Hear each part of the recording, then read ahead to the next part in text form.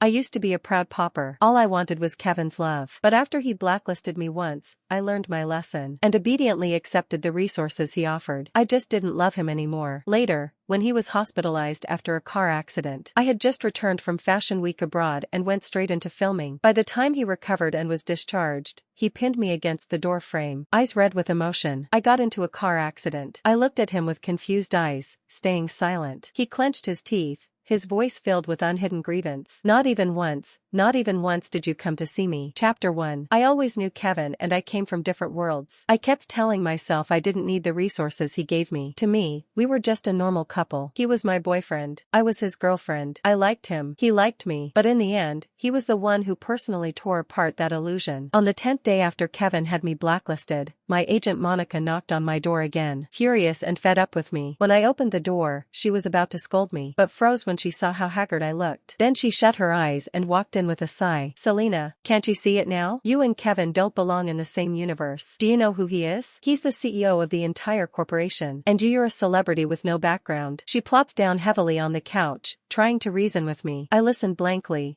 pouring her a glass of water. Love? You think what you two had was love? If it were real, would he have blacklisted you with a single order? Look at you. Just look at yourself now. She pulled a mirror from her bag and forced my head down, so I could see how pathetic I looked. No matter how bad it is now, was it ever worse than that day? My voice was hoarse, every word like it was being forcibly dragged out of my throat. I stared at my reflection in the mirror, expressionless. She knew I was talking about the Best Actress Awards ceremony, about the viral video on the trending list where I smiled brightly while the host read out the results. Back then, I was so confident that I would win, but in the end, it wasn't me. The camera had caught my shocked, ugly expression and blasted it across the giant screen. Even though I quickly recovered and forced a stiff smile while clapping, I was still mercilessly mocked online as someone who couldn't accept losing. Monica sighed again and went on. I told you long ago, you two were never a match. I said you should use your youth to get whatever you could from him. His resources, his connections. That was the only way to climb higher and go further. You're just a love-obsessed idiot. You never listen. You're driving me mad lately with all the drinking I'd been doing. My brain felt dull. Maybe that's why I couldn't even feel the stabbing pain in my chest anymore. Kevin and I had been together since high school in that aristocratic school, filled with the stench of money. It was nearly impossible to survive without connections, even with good grades. But Kevin had carved out a space for me. Back then, at dusk, he'd sit beside me, lazily playing with my hair, while I lowered my head to take notes. Then he suddenly leaned closer, his eyes burning, his smile dazzling. Top student. Ever thought about falling in love? That boy with the clear bright eyes overlapped with the man who later stared down at me in the garden, cold and distant. Selena, don't regret it. What he meant by don't regret it was what I heard when I accidentally stood behind the door. Him saying that there would never be a future between us. I'd cried when I told him we were over. Back then, I foolishly tried to preserve some kind of equal relationship between us. With my ridiculous pride, he'd always say with a smile, if you need resources, just ask me. Why make things so hard on yourself? I used to hug him tightly, burying my face in his chest and poking him in protest. No way. I want to earn it on my own. That way, no one will think I'm with you for impure reasons. He would always sigh and pat my head helplessly. Now I laughed, tears dropped and splattered on the floor. To hell with love. That night I returned to what we used to call home. I sat calmly on the bed, dressed in a black lace camisole. The room still looked cute, full of colors. The stuffed animals were right where I left them, quietly lying on the sofa. Every inch of this place still carried traces of our so-called affection. There were surveillance cameras in the living room. My fingerprints hadn't been erased. He knew I'd come back. Just like he once said to me, Selena, you'll regret it. He was right. I did regret it. Regretted being so naive back then, thinking love had to be pure. Before long, I heard the sound of a car pulling up downstairs. By the time I snapped out of it, the bedroom door was already open. Kevin stood at the doorway in a black tailored suit, silently looking at me. My lashes trembled, and Monica's voice echoed in my ears. People in his world only ever marry their social equals. Stop dreaming about that so-called love. What even is love? Can it feed you? Can it spend money for you? He never intended to marry you. You silly girl. Wake up. I bit my lip and walked toward him barefoot. Stopping in front of him, I reached up to unbutton his suit jacket. He didn't say a word, didn't stop me, just lowered his gaze and watched. Whenever we used to fight, I'd wait for him to come home and cling to him, swaying in his arms. Don't be mad anymore. Okay. He was a head taller than me. I stood on my toes, struggling to take off his jacket. Then I started undoing his shirt buttons. One by one, his strong chest and defined abs were soon exposed. I looked up and met his eyes, burning with desire. I gently brushed my lips against his bare chest, then reached for his belt. His breath hitched. My body suddenly lifted. He scooped me up and gently laid me on the bed. Pressing over me, he kissed my forehead and whispered in a husky voice, "No, you were wrong." I lowered my gaze, hiding the emotions in my eyes, and softly replied,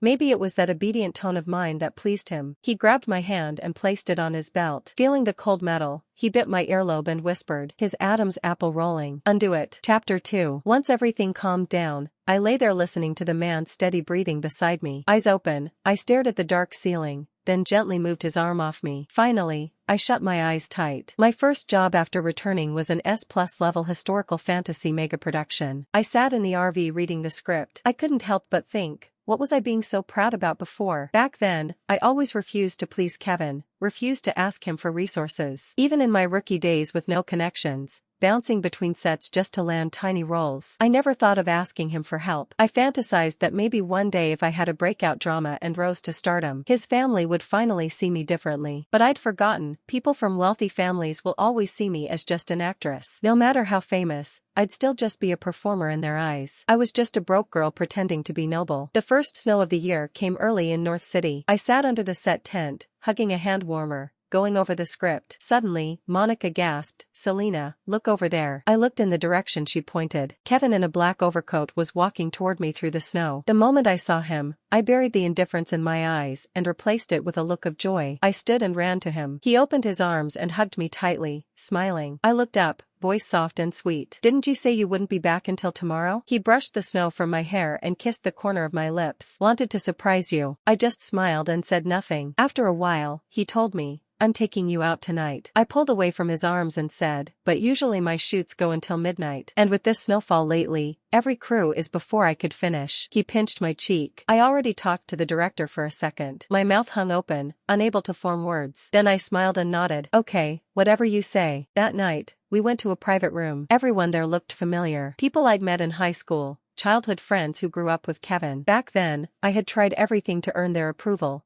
desperately hoping they'd accept me. Now, I just sat quietly by Kevin's side. I didn't bother reacting to the subtle looks they exchanged. Soon, the star of the evening arrived. A woman in a long red custom gown walked into the room. It was Lily, the one they always called Kevin's future wife. She had gone abroad for university. She gave me a brief glance, then sat down right next to Kevin. A guy joked, "Wow, you went overseas and came back even prettier." That broke the ice, and the chatter began. Lily giggled and replied, "Oh, stop it. Don't tease me." Then she turned her head and playfully asked Kevin, "Is that true, Kevin?" I lowered my gaze, took a sip of my drink. I didn't look to see Kevin's reaction. I only heard him quietly say, "Yeah." Once all the dishes were served, I kept eating in silence. They talked about childhood memories, but I hadn't known them back then. I used to feel sad when I couldn't join their conversations or understand their inside jokes. Not anymore. Someone suddenly said, Kevin used to go on and on about how Lily could only marry him. The room fell into an eerie silence. In showbiz, I'd long learned how to dissociate, how to mentally block out words I didn't want to hear. Over time, it became second nature. Feeling the awkwardness in the room, I looked up in confusion and locked eyes with Kevin. After all these years together, I could read his emotions from even the slightest shift in his expression. He was clearly unhappy, but I didn't know why. Then Lily spoke. "Oh, come on, don't say that. Can't you see Kevin's girlfriend is right here?" I smiled politely, glanced at Lily's face. There wasn't even a trace of apology. I felt nothing, just indifference because I was no longer Kevin's girlfriend. I was his kept woman, a canary in a gilded cage. Love wasn't part of the deal. Back at the villa that night, Kevin had been drinking. A faint scent of alcohol clung to him. That night, he was rough, unusually so. His fox-like eyes were burning with fury. I didn't know what he was angry about. At first, I tried to match his rhythm, raising my body to meet his. But eventually I broke down, crying and begging him to stop. Chapter 3. In the days that followed, I sent Kevin a few WeChat messages. He never replied, so I stopped bothering. I focused on filming since the set was far from home. I stayed in a hotel one day. I was crouched on the ground shaping a snowman when Monica came running over in her long down coat. Totally ignoring her image, phone in hand, she shoved it toward me. The top trending headline read, "A perfect match in the world of the elite." She tapped in. The first thing I saw was a photo of a woman clinging to a man's arm. The background was luxurious serious, clearly from some high society gala. Lily's looks were the radiant, graceful kind. In the photo, she wore a golden gown that hugged her perfect figure. Her hair was up, her eyes soft and gentle. Kevin stood beside her in a black suit, tall and elegant. The corners of his mouth curled in the faintest smile. I smiled and said, "They do look good together." I looked away. Without me in the picture, they would have been a beautiful love story. But even with or without me, they were always going to end up together. Just like in those novels where the vicious supporting girl always gets eliminated and the male and female leads always end up with a happy ending. Netizens are especially obsessed with the private lives of the rich. Someone had uploaded a blurry photo online claiming it was Kevin and Lily. That evening, I had just wrapped a night shoot and gotten into the car. My manager was glued to her phone, brows furrowed, staring at it like she could burn a hole through the screen. I leaned back slightly and closed my eyes. Suddenly, she thrust her phone toward me, pointing at a blurry photo. "Is this you?" I lazily opened my eyes and glanced at it, then paused. The heavily zoomed, pixelated photo was taken under the light rail tracks in Shing City. I had gone there for a shoot. He'd been stuck abroad, dealing with a business crisis. It had already been 3 months. Shing City was sweltering. Even the evening breeze by the riverside carried heat. I was wearing an oversized tank top, cooling myself with a tiny fan, stealing a short break. I wanted to call him, but was afraid I'd disturb his work. So instead, I sent him a video of the river,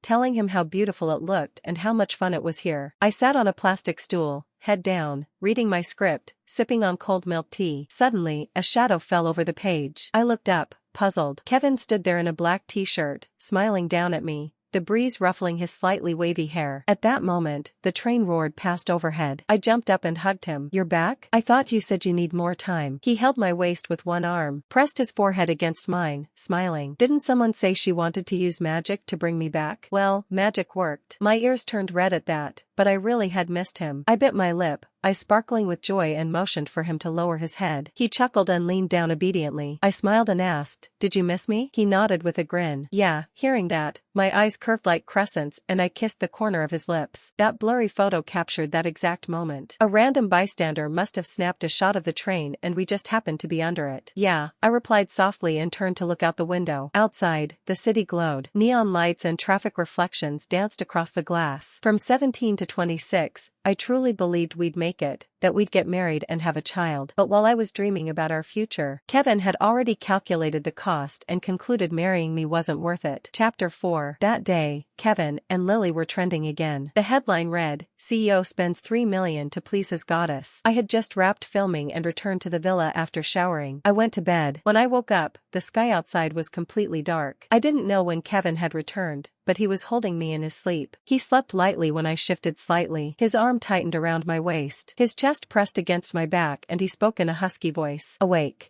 I turned to face him with a gentle smile and nuzzled his neck. "Kevin, there's a new drama starting soon. I want the lead role." He stared at me with those deep black eyes. "Unreadable. Please." I clung to his lean waist, eyes wide with hope as I looked up at him. Suddenly, he flipped over and pinned me beneath him, staring with a faint smirk. I hesitated, then hooked my arms around his neck and leaned toward his lips. Just about to kiss him, he abruptly sat up, face cold, grabbed his coat, and walked out. Stunned, I sat up and ran after him barefoot, hugging him from behind. "What's wrong? Why are you suddenly so mad?" Silence filled the large room. I rested my head on his back, confused. Maybe he'd had a bad time with Lily and was taking it out on me. "You have nothing to ask me, huh?" He turned around, eyes burning. "Do you still love me?" "Of course I do. Why wouldn't I?" I lied without blinking, smiling sweetly to please my sponsor. But he didn't seem happy. He just hugged me tighter, and I could hear his heartbeat. Then softly, he asked again, "Really?" I'd taken a few days off since the last time I brought it up. Kevin still hadn't given me a clear answer. I frowned, sitting on the couch, staring upstairs. Didn't he say that as long as I didn't ask for love, I could have anything else? And yet, he wouldn't even give me one female lead role, let alone anything more. If he got engaged to Lily in the future, I'd truly be left with nothing. My eyes shifted suddenly. I thought of the blurry photo my agent had shown me last time. Whether the shadowy figure in it was Lily, random netizens might not know, but people close to her would. "Hey sis, can you help me with something? I grinned and held out my phone to my agent. Don't worry, nothing bad's going to happen in this industry. I've seen so many couples who once seemed enviable, madly in love on and off camera, only to get torn apart by fame and ambition. Maybe I've finally graduated from the course called growing up. So, when Kevin's mother blocked me in the dressing room, I wasn't surprised. Unlike my startled agent and assistant, I simply smiled and waved them out. The elegantly dressed socialite matriarch gave me a once-over and ordered her bodyguard to wait outside. Selena, she called my name with clear disdain as she sat down. Impressive moves. Even I fell for them. I smiled politely. Auntie, I'm afraid I don't understand what you mean. She sneered, then threw a photo on the table. This woman, isn't that you? You were the one who made sure I'd see it, weren't you? She tapped her ringed finger on the table. Since you called me here, let's get to it. What's your price? Her sharp eyes narrowed. The price for leaving my son, knowing when to stop. I parted my lips slightly and said softly,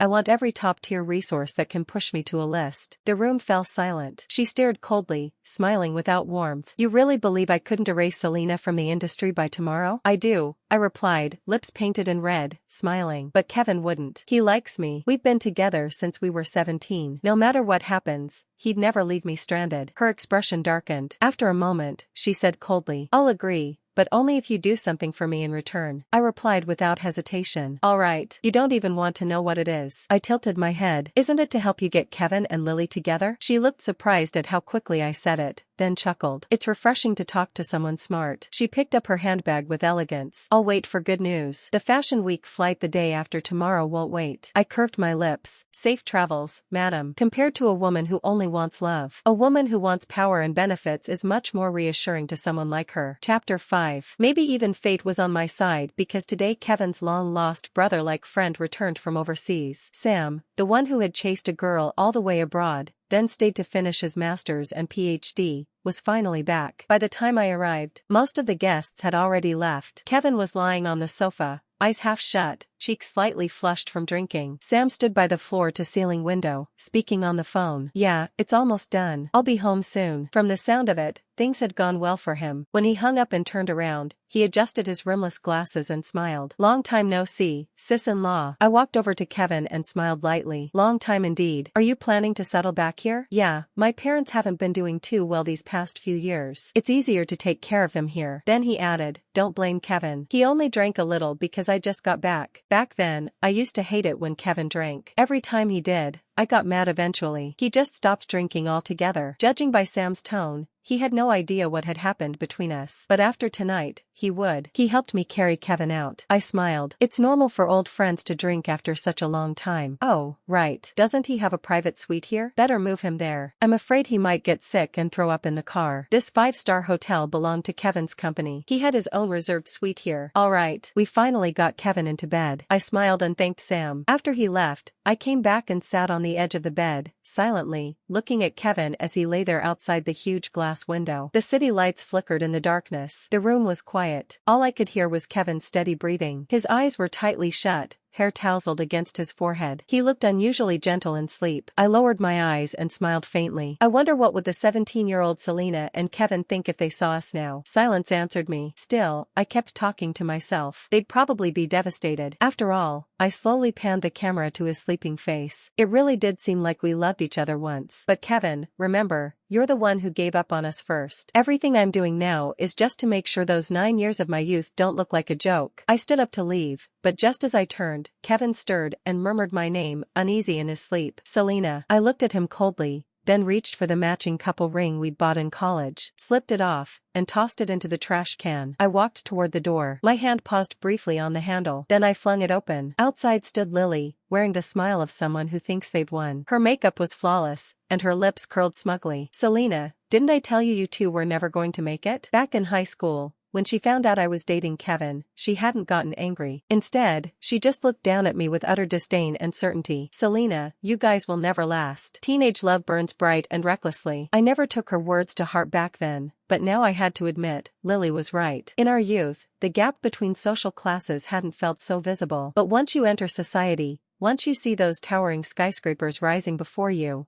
the dizziness fades into one thing: desire. Desire for money, power, desire to climb to the top of the pyramid, to look down on the world. Congrats in advance, wishing you a long and happy marriage, I said lightly. Stepping aside, she walked past me into the room, smiling sweetly as she passed. "Thanks, and don't worry, you're not invited to the wedding." I left. The business car was already waiting outside. That night, at dawn, I boarded a flight abroad. Chapter 6. The next day, the Elite Marriage Alliance shot up the trending list. Clicking into it, the top posts were either Kevin's company's official congratulations or statements from Lily's family conglomerate. Immediately after came another trending tag, "See you in car crash," but that one was quickly taken down. By the fourth day, Kevin was recovering well. Dozens of people had already visited the hospital room. Gifts and flower arrangements came in batches and were cleared out in waves. Lying silently in bed with a pale face, he occasionally glanced at his phone, notification after notification flashing with the latest entertainment news about Selena. Sometimes he'd look toward the door, but the person he was waiting for never came. Sam sat quietly in the chair nearby,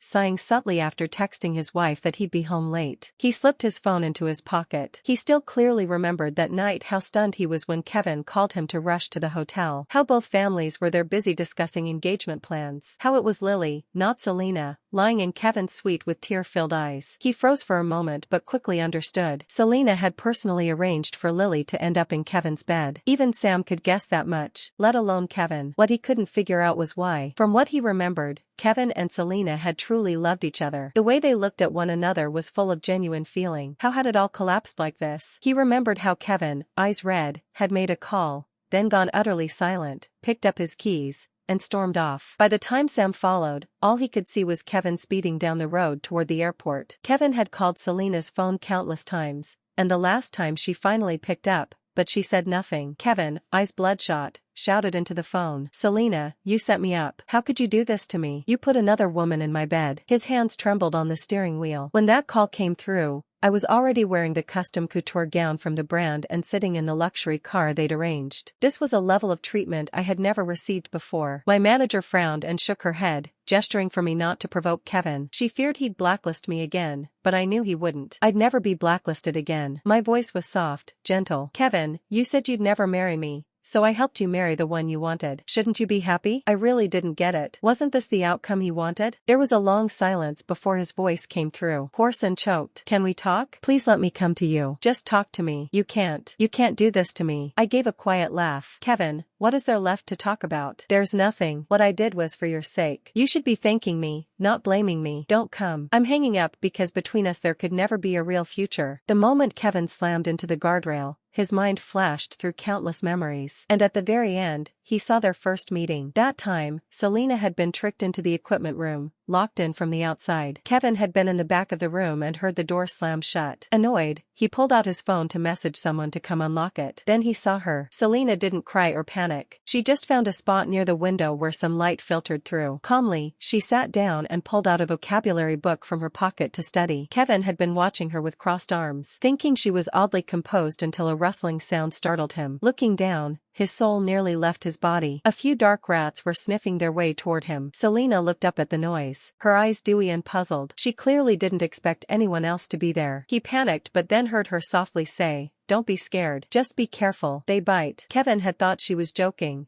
but looking at her serious face, he gave up on dignity and shuffled over to sit beside her. She looked up wide-eyed, meeting his gaze in confusion. In that split second, Kevin saw a girl in a school uniform standing in the light, tilting her head and smiling at him. It was the smile he hadn't seen in a long, long time. Chapter 7. After returning from Fashion Week abroad, I went straight into filming. During that time, Sam came to see me. He stood beneath a tree, brow tightly furrowed, clearly unable to wrap his head around how things between Kevin and me had ended up like this. I kept my eyes on the script. He and Kevin were fundamentally different. Since high school, Sam had chased after one girl. He made up his mind to marry her when he grew up. All these years, his heart had never changed. He had seen how in love Kevin and I used to be, so he just couldn't believe that Kevin didn't love me anymore. Time passed and the sun began to set. Finally, Sam sighed and looked at me. "You should go see him. Maybe it's all a misunderstanding. You've been together almost 9 years. That kind of love doesn't just disappear." I slowly pulled myself out of the script and looked at him, resting my chin in my hand. I said out of nowhere, "Do you know what I studied in college?" He nodded slightly. "Business management, Kevin told me once." I gave a little smile. "Lately, I've been thinking about something I learned back then. A concept called the law of diminishing marginal utility. Do you know what the utility curve looks like?" I smiled, raising my hand and mimicking a downward sloping gesture. "Picture this. A girl absolutely loves cream puffs. On her way home from work, there's this famous bakery. Every day, she looks forward to rushing in to buy one. Sometimes when she's really craving them, she buys 2 or 3. She walks home happily, savoring every bite. At first, it felt like bliss. The cream puffs were amazing. But one day, she walks past the same bakery again. What do you think happened this time? I asked him with a faint smile. He frowned, thinking he wasn't stupid, but he said nothing. I lowered my eyes, watching a tiny blade of grass sway in the wind. This time, she didn't rush in with excitement. She stood at the entrance, took one whiff of that once delicious scent, and felt sick. She turned around and left. She never bought another cream puff again. In fact, just the smell now makes her nauseous. When marginal utility hits zero,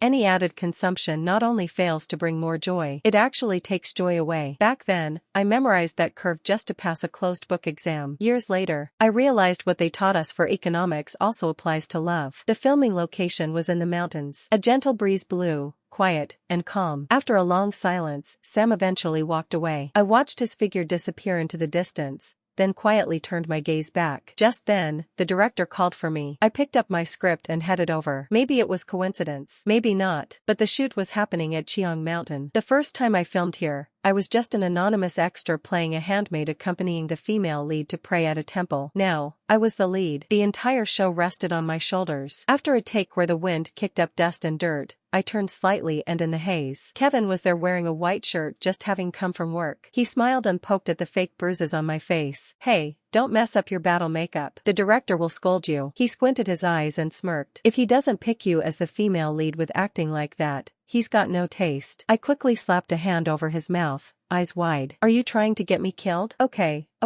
my bad. Kevin laughed and raised both hands in mock surrender. Sam said, how could 9 years of love just vanish? But some problems have no solution, and only at the end do you realize you missed a condition or plugged in the wrong number. The mistake started with the very first line of the equation. Wasted paper, wasted time. How tragic. We were doomed from the beginning, wrong from start to finish. Chapter 8. A few months later, I skyrocketed to fame thanks to a political thriller that went viral. In just a few days, I gained millions of new followers. During this time, I was in the spotlight everywhere. The investors threw a celebration banquet. And at that event, I saw Kevin for the first time in a long while. He looked much thinner, his facial features sharper. A scar from the car accident split one of his eyebrows, making him look even more distant and unapproachable. The director told me to offer a toast to our biggest backer, Kevin. Meeting his gaze, his dark eyes unreadable, I calmly raised my glass and smiled. Thank you, boss. Kevin downed the drink in one gulp, eyes locked on me. The atmosphere shifted instantly. Everyone at the table was a shark in their own right, and I could feel their eyes flicking between us. But I didn't care what they thought. No matter what they assumed, it could only benefit me. Being tied to the company's name now, only a fool would object. Later, I excused myself to touch up my makeup. When I came out, Kevin, not at all gentle, pulled me into a private room. He backed me against the door frame, eyes red. Selena, I got into a car accident. I looked at him puzzled and said nothing. His jaw tightened, eyes full of unhidden grievance. You never, not even once, came to see me. Hearing that, I reached up and gently touched the scar on his brow, then met his gaze with a smile. But at the hospital, you had your parents and your fiancé. What was I supposed to do there? This week, I swear, Selena, I'll take care of everything. Just trust me. He gripped my wrist tightly, desperation in his voice. His upturned fox eyes shimmered with emotion. Once I fix this, let's get married. Okay. I tilted my head, my painted nails tracing slowly across his chest. Of course not. Didn't you once say we'd never get married? I watched the smile fade from Kevin's lips. Then his face turned pale, realizing I'd quoted his own words back at him. Selena, that's enough. Later, while I was overseas, news came from home. Kevin and Lily had broken off their engagement. Lily called me in a frenzy. This time, she dropped all her usual elegance and composure, screaming like a mad woman. Selena, what the hell did you do? Everything was going exactly the way I planned. Why did you ruin it? Why? I held the phone away from my ear, answering in an innocent tone. Miss Lily, why are you yelling at me? It's not like I was the one engaged to you. I'm abroad. What could I possibly have done? You're losing your mind and blaming the wrong person. It was you. It could only have been you. Our alliance had nothing but benefits. He never would have broken it off if it weren't for you. Her voice turned venomous. You're not playing fair, Selena. I laughed. Miss Lily, did we ever make a deal? Did I promise you anything? She sneered. Don't think I don't know what you said to his mother that day. You're the one who sent me to his bed. If I tell Kevin everything now, don't think he'll let you off easy. I raised an eyebrow and leaned into the phone mic. I'll be waiting. Chapter 9. Another winter arrived. After the last scene of the day, Kevin stood under a street lamp as if he couldn't feel a thing, the snow covering him head to toe. My agent frowned, unable to hide her sympathy. It's snowing like crazy. Maybe we should tell him to go home. I glanced at him coldly as I got into the car. If he wants to stand there, let him. Ever since he broke off the engagement with Lily, he's been following me around like an obsessed fan. But once you've fallen into a pit, scraped your skin, and finally climbed out, why would you ever jump back in? That afternoon, after wrapping up, one of the girls in the crew, a bubbly college student, stood under a bare tree, shaking snow off her head every now and then, her eyes always smiling. I was about to ask my agent to let her sit in the trailer to warm up when a boy in a black down jacket and messenger bag appeared in the distance. The girl's eyes lit up. She ran to him and leapt into his arms. I had just stepped out,